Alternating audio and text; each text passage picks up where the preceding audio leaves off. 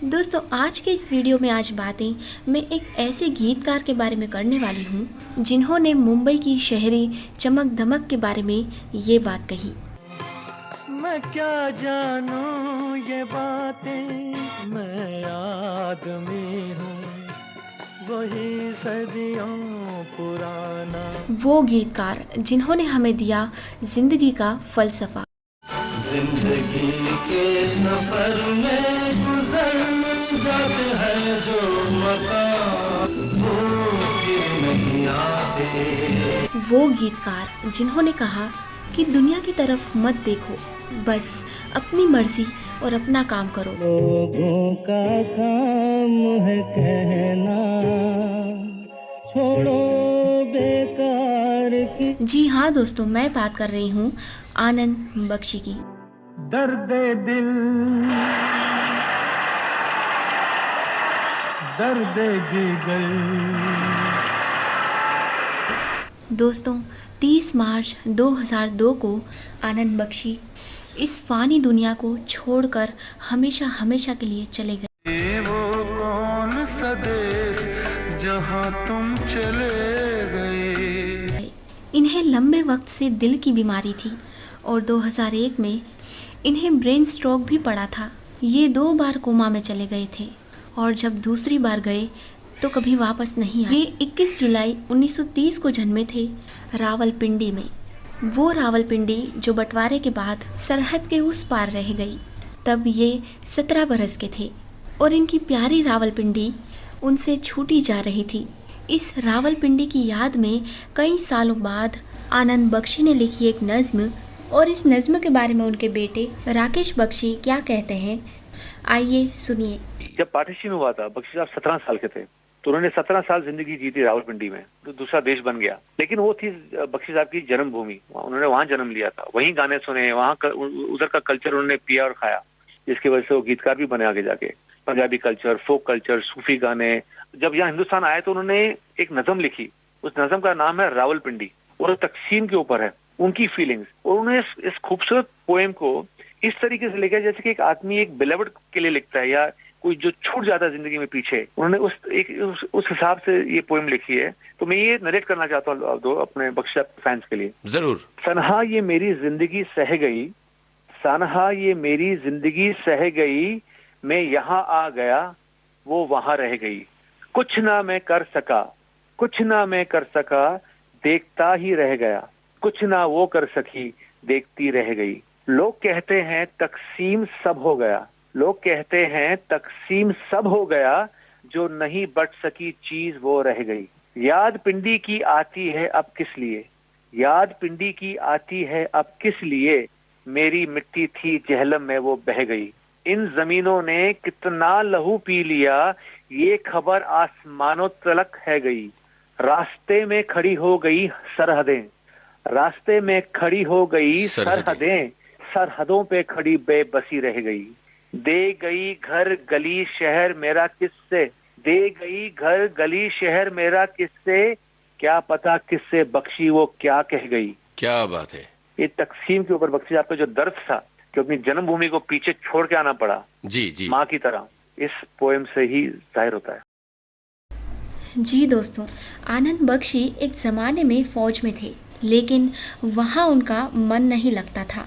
वो तो फिल्मी दुनिया में बतौर गायक शामिल होना चाहते थे, लेकिन ये हो ना सका। मुंबई में इन्होंने संघर्ष किया और किस्मत ने इन्हें गीतकार बना दिया।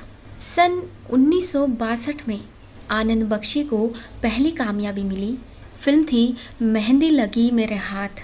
सन 1965 आनंद बख्शी की कामयाबी का एक बेमिसाल साल, क्योंकि तब आई जब जब फूल खिले।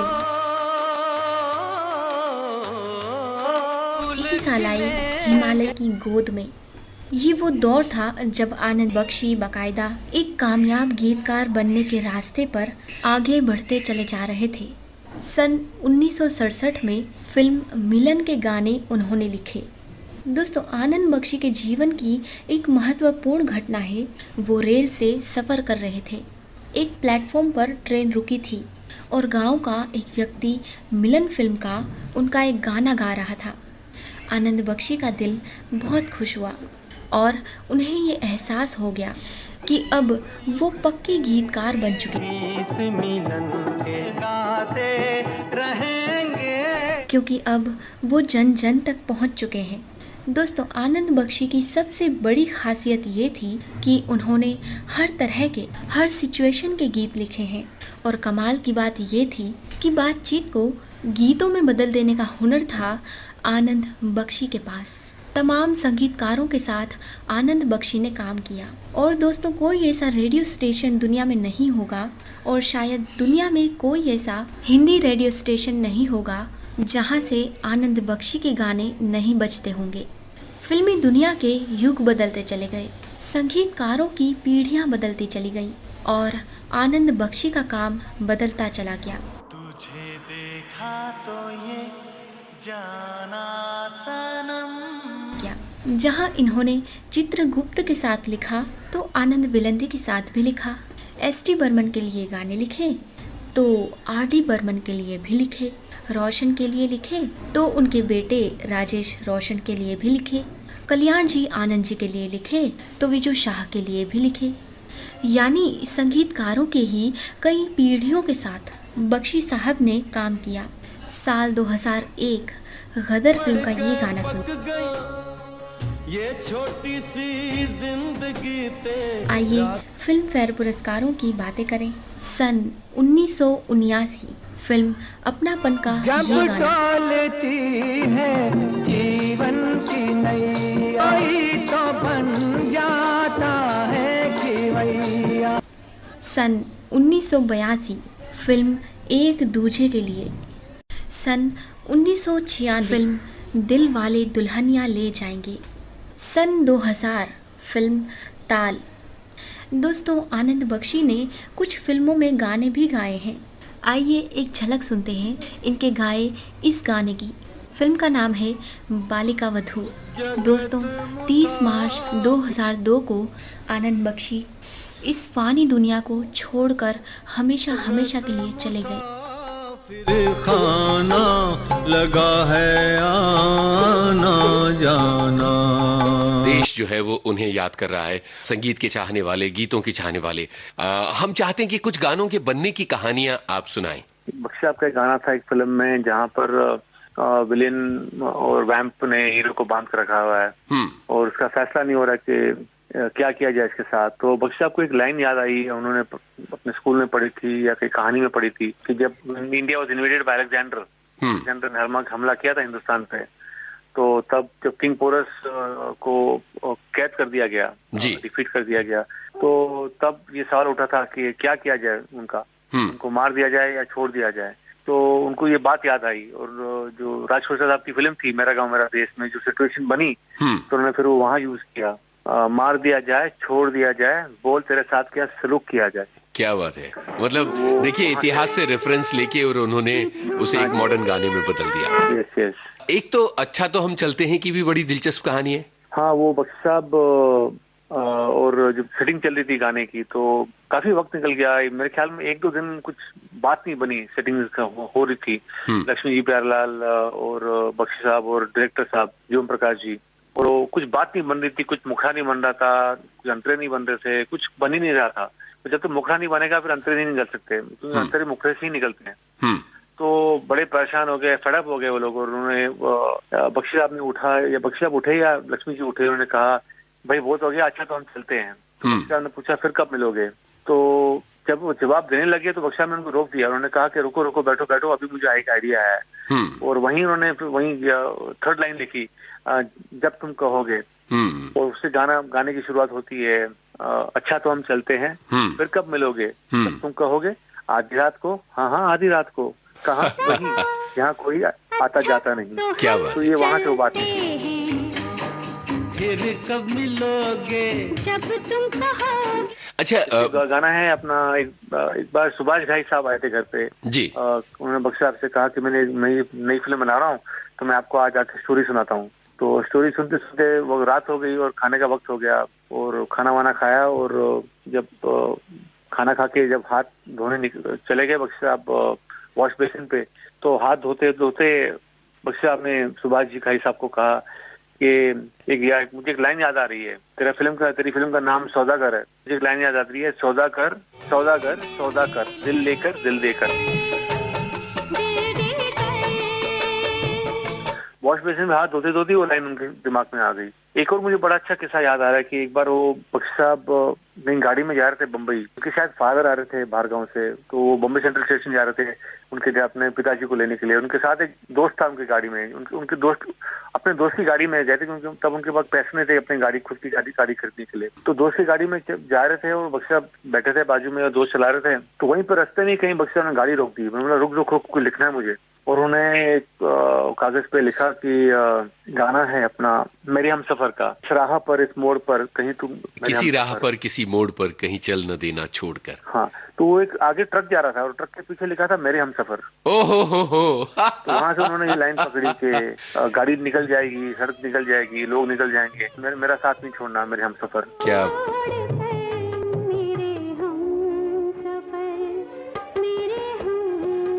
बात है, क्या बात है। दोस्त है उनका हरी मेहरा, उनके दोस्त हैं जिनकी रिकॉर्ड की शॉप थी, अभी भी है स्वीट। तो रोज डेली जाते थे पान खाने खार स्टेशन के बाहर। तो एक बार पान खा के वहां से निकले और वहां पर एक स्कूल है खार में, सेक्रेड हार्ट स्कूल से आगे आ रहे थे एसवी रोड की तरफ, और सामने से कोई बहुत खूबसूरत लड़की चलती हुई आ रही थी। तो वहीं पर बख्शी साहब ने वापस गाड़ी रोक दी। बोला रुक रुक रुक, मुझे कुछ लिखना है। उन्होंने कुछ अपना, उनके पास जब उनके पास किताब नहीं रहती थी ना, तो वो अपना 555 सिगरेट पैकेट पे पीछे लिख देते थे लाइनें, मुक्ते बंतरे जो भी था। क्योंकि पेपर, तब तो मोबाइल नहीं था, कुछ लोग हमेशा पेपर लेके नहीं घूमते थे, पेन तो हमेशा रहता था जेब में। राइटर है तो हमेशा पेन लेके घूमते थे। 3-4-6 महीने बाद जब एक बार ट्रायल हुआ फिल्म का, तो बख्शी साहब ले गए अपने दोस्त को ट्रायल के लिए, चल तेरे को नई फिल्म दिखाता हूँ, लगने वाली है 2 हफ्ते में। वो चले गए फिल्म देखने। और जब वो गाना आया तो बख्शी साहब ने बोला, याद है तेरे को, हमने वो खूबसूरत लड़की को देखा था, तूने क्या कहा था? तूने कहा था क्या रूप पाया इस लड़की ने। तो मुझे वहीं पे लाइन स्ट्राइक की थी और मैंने ये गाना लिखा था तब, कि रूप तेरा मस्ताना, प्यार मेरा दीवाना, भूल कहीं हमसे ना हो, भूल कोई हमसे ना हो जाए। ओहो, तो इस तरह से बहुत छोटी छोटी जिंदगी की घटनाओं को उन्होंने गीत का रूप दे दिया। कोई एक घटना बताइए, एक फादर के तौर पर कैसे थे बख्शी साहब, पिता पुत्र की कोई घटना याद कीजिए। हजारों घटनाएं हैं। 2 घटनाएं जो हैं, एक तो जब मैं छोटा था तो हमेशा रात को लेट आते थे काम से, क्योंकि 70s में बहुत पॉपुलर हो गए थे बख्शी साहब। 68-64 के बाद बहुत पॉपुलर हो गए थे, जब जब फूल गिले रिलीज हो गई थी, मिलन आ गई थी, आराधना आ गई थी, तो he was very popular, very in demand. तो लिखते भी थे 10-15 घंटे डेली, 10 घंटे लिखना डेली। फिर रात को फिर दोस्तों की पार्टी, फिल्मी पार्टी में जाना, इवेंट्स में, अपना अवार्ड फंक्शन में जाना। काफी बार लेट आते थे रात को, हम सो जाते थे, बख्शी डैडी आए घर पे, लेकिन हम तो सोए हुए रहते थे। 1-2 बजे आते थे, कभी 3 बजे आते थे। तो जब मैं बहुत छोटा था, उनकी आदत थी, वो हमेशा आके सर को या बदन को हमारे ठपठपाते थे, लाइक जैसे माँ कैसे लोरी गाती है बच्चे के लिए, वो हमेशा वो बच्चे को ठपठपाती हाथ से, हाथ ऐसे लगा के टप टप करके। तो वो हमेशा रात को आके he should do that for to me and to my brother, to my sister. लेकिन उनके हाथ लगाने से मैं जाग जाता था। जब मैं जाग जाता था वो शर्मा जाते थे और वो चले जाते थे, फिर वो फिल्म नहीं करते थे, वो छोटा कोई लोरी सुनाना या कुछ। तो मुझे याद है कि मैं हमेशा फिर जब आते थे, अगर मैं उठ जाता था तो मैं आंख बंद ही रखता था, ताकि उनको पता चल जाएगा तो चले जाएंगे। मैं आंख बंद करके उसका मजा लेता था, उनकी लोरियों का। दूसरी मुझे एक बात याद है कि जब शायद कॉलेज में था, तो मैंने नाश्ता किया और अंडा छोड़ दिया, अंडा नहीं खाया मैंने। तो मेरे डैडी ने कहा कि तेरे को पता है इस अंडे का भाव क्या है? तो मैंने कहा मुझे नहीं पता, होगा 50 पैसे 25 पैसे, जो भी होगा, 1 रुपया होगा, आई डो नॉट नो। तो ईश्वर की, जब तुम छोटे थे ना, तुम 2 भाई 2 बहनें छोटे थे, तुम्हारी माँ एक अंडा 4 टुकड़े में बांट के तुम चारों को देती थी और खुद नहीं खाती थी, ताकि तुमको न्यूट्रिशन मिले। तुम्हारी माँ ने ये प्राइस पे किया एक अंडे का, because my father was struggling for at least 10-15 years of his career in the beginning. बिल्कुल। तो तब उनके पास शायद अंडे के भी पैसे नहीं होते थे, तो एक ही अंडा हम चारों को बांटना पड़ता था फैमिली में। तो मेरे फादर ने कहा था कि ये है अंडे की कीमत। तो ये तो तुम्हारी माँ ने जो अंडे की कीमत दी है ना, वो अंडे की कीमत कभी नहीं भूलना। फूड कभी वेस्ट नहीं करना, खाना कभी वेस्ट नहीं करना। क्या बात है, भले वो एक अंडा ही हो। क्या बात है। इसी बात मुझे बड़ी अच्छी याद है कि एक बार मेरा कॉलेज में किसी के साथ अफेयर हो गया जी, और वो मेरे डैडी की पसंद की नहीं थी। तो मेरे डैडी ने कहा कि मिलना जुलना सब बंद करो, ये सब लव वव नहीं चलता, अभी पढ़ाई का वक्त है, पढ़ाई करो। तो मैंने झट से एकदम रूडली उनको एकदम कॉन्फिडेंटली जवाब दिया। मैंने कहा, अरे आप तो आनंद बख्शी हो, आपने तो अभी लव स्टोरी में गाना लिखा है, आपने बेताब में गाना लिखा है, जब हम जमा होंगे जाने कहाँ होंगे। आपने लव स्टोरी में कुमार गौरव के कितने अच्छे गाने लिखे हैं, आपने बॉबी में इतना अच्छा लगा गाना लिखा है, आपने रॉकी फिल्म में इतना लव स्टोरी लिखी है, अच्छी गाने लिखे, आपने एक दूसरे के लिए कितने अच्छे लव स्टोरी गाने लिखे। अब अभी मेरा वक्त आया तो आप बोल रहे हो कि you can not meet her, अभी तुम्हारा रोमांस का टाइम नहीं है, पढ़ाई का टाइम है जी। तो मुझे डैडी ने कहा कि वो मेरा शौक नहीं है, वो मेरा काम है। काम में और शौक में फर्क होता है। वो मैं जो गाने लिखता हूँ लव स्टोरी के लिए तुम्हारे लिए नहीं लिखता, मैं लिखता हूँ क्योंकि वो स्टोरी की डिमांड होती है, कैरेक्टर की डिमांड होती है, एक सिचुएशन की डिमांड होती है। वो मैं अपनी फैमिली के लिए नहीं लिखता। अब तुम्हारा वक्त है स्टडीज करने का, लव स्टोरी में पढ़ने का अभी तुम्हारा वक्त नहीं है। क्या बात है। अच्छा, अब मुझे बताइए कि बख्शी साहब की याद में आप कौन सा गाना समर्पित करना चाहेंगे अपनी तरफ से विविध भारती पर? गाने तो बहुत है, हजार है। जैसे कि क्या होता है, हर गाना आपको एक जब आप किस मूड में हो उस मूड के हिसाब से आपको कोई गाना अच्छा लगता है। मैं समझ सकता हूं। मुझे याद है एक बार मेरा हार्ट ब्रेक हो गया था, मेरा अफेयर डावल डोल चला गया था, विद अ गर्ल। कॉलेज में था शायद, वो मेरा अफेयर टूट गया था, मेरा बड़ा दिल का बड़ा मुझे दर्द हुआ था। तो मैं कम से कम 2 हफ्ते एक ही गाना सुनता रहा। मुझे तेरी मोहब्बत का सहारा मिल गया होता, अगर तूफान नहीं आता किनारा मिल गया था। तो मेरे डैडी ने झट से एक बार रूम में आके पूछा था क्या हो गया तेरे को, तू 2 हफ्ते से एक ही गाना सुन रहा है मेरा, कुछ लफड़ा उड़ा नहीं हो गया लड़की के साथ कुछ? मुझे बहुत पसंद है, जिंदगी हर कदम एक नई जंग है, जीत चाहेंगे हम अगर तू संग है। क्योंकि काफी वक्त हम जिंदगी में शायद अगर हमारे साथ कोई नहीं होना हम हार मान जाते हैं। तो अगर कोई हो साथ में, माँ हो, बाप हो, लवर हो, बिलवेड हो, भाई हो, बहन हो, दोस्त हो, तो हर एक इंसान को कुछ ताकत चाहिए। तो इसलिए वो गाना मुझे I think is very important. क्या बात है। ऐसा ही गाना है बख्शी साहब का जो मेरे ख्याल में किसी की भी जिंदगी में काम आ सकता है। और ये गाना है फिल्म अंगार का। मुश्किल में है कौन किसी का, मुश्किल में है कौन किसी का, लेकर अपना नाम कभी तुम खुद को आवाज दो। क्या बात है, क्या बात। काफी बार क्या होता है, हम जब मुश्किल में होते हैं, तकलीफ में होते हैं, तो हम दूसरों पे डिपेंड करते हैं, दोस्तों पे, रिलेटिव्स पे, लेकिन काफी बार ये सब भाग जाते हैं लोग, कोई साथ नहीं देता। तो बख्शी साहब ने यही कहा था मुझे कि कभी भी तुम जिंदगी में तकलीफ में होगे तो खुद को याद करो हमेशा, दुनिया अपने आप साथ चलेगी तुम्हारे। क्या बात है। लेकिन पहले खुद को याद करो, किसी और को याद करने से पहले, भगवान को याद करने से पहले भी पहले खुद को याद करो। तो ये लाइन आई थिंक ये गाना किसी की भी जिंदगी के काम आ सकता है। मुझे लगता है यही एक अच्छा गाना हो सकता है जो किसी की जिंदगी के काम आ जाए। जी राकेश जी, बहुत बहुत शुक्रिया। बख्शी साहब की याद का दिन और आपने ये लम्हे हमारे लिए यादगार बनाए, बहुत शुक्रिया। मैं अमीन भाई बॉम्बे छोड़ के वापस चला गया। कहाँ? ये 50s की बात है, 1950s की। वतन कौन सा था, मतलब वतन तो दिल्ली में हम रहते थे। दिल्ली में। अच्छा। बहरहाल मैं जाके फिर फौज में भर्ती हो गया और फिर फौज में भर्ती होकर मैंने बड़ी कोशिश की कि इस शौक को, ये जो खींच मुझे लगी हुई है गीत लिखने की, बॉम्बे जाने की, इसको मैं दिल से निकाल फेंकूं, लेकिन वो मुझसे नहीं हुआ। अच्छा। मैंने दोबारा फौज छोड़ी, मैं फिर 1957 में यहाँ वापस आया और 57 से लेकर समझिए कोई 66 तक, वो बड़ी लंबी चौड़ी कहानी है, उसके लिए बड़ा लंबा चौड़ा वक्त चाहिए। अच्छा। वो फिर कभी आपको अकेले में बैठ के तन्हाई में सुनाएंगे। अच्छा, मगर ये बताइए कि फिर वहाँ से मतलब वो उम्मीद की कौन सी किरण थी, यानी किस इंसान की शक्ल में आप पर नुमाया हुई जिसने आपको गीतकार बनाया आखिर? हमें तो ये भगवान ही की शक्ल में मिली जी, क्योंकि ये जो भगवान एक्टर हैं दादा, भगवान दादा, एक दिन ये दफ्तर में बैठे हुए थे और इनका कोई गीतकार शायद नहीं आया था या उन्हें क्या परेशानी थी पता नहीं। मैं झट से उनके रूम में चला गया और कहने लगे तुम क्या करता है? मैंने कहा हम गीत लिखता है। चलो बैठो गीत लिखो। अरे अच्छा। और एक निसार बज़मी साहब थे म्यूजिक डायरेक्टर, अब वो शायद पाकिस्तान चले गए, वो उनके मौसीकार थे और इत्तेफाक से जनाब हमने बैठे बैठे ही वहाँ 4 गीत लिख दिए। अच्छा।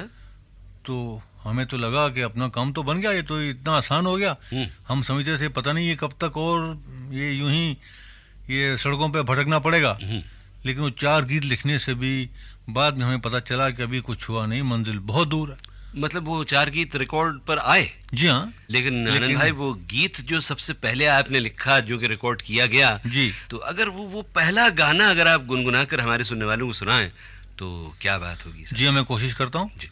उसके बोल, धरती तेरे लिए, तू है धरती के लिए, धरती तेरे लिए, तू है धरती के लिए, धरती के लाल न कर इतना मलाल, तू नहीं है कंगाल, तेरी दौलत है तेरे हौसले, धरती तेरे लिए, तू है धरती के लिए।